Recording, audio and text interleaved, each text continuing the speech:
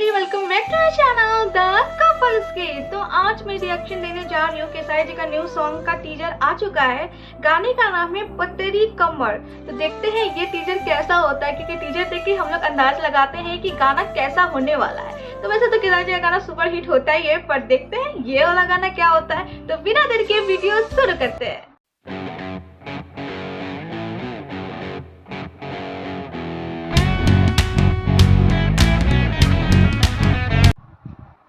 और ऐसा के हिसाब से स्टार्टिंग में दिखा दिया गया है। वाओ, कृति क्या नाम था? नहीं लग रही है एक्ट्रेस।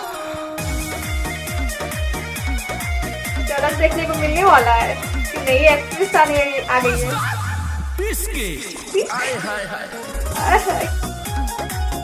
डांस भी सुपर होने वाला है।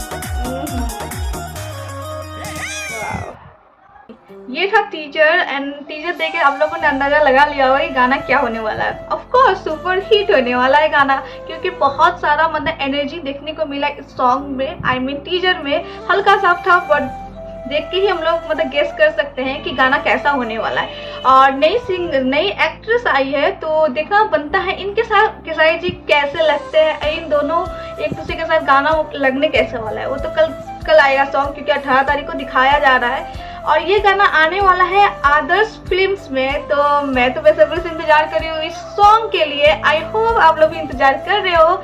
एंड जैसे गाना आएगा मैं आप लोग के साथ रिएक्शन लेके आ जाऊंगी। तो मिलते हैं आप लोगों से नेक्स्ट वीडियो में, तब तक के लिए जय हिंद।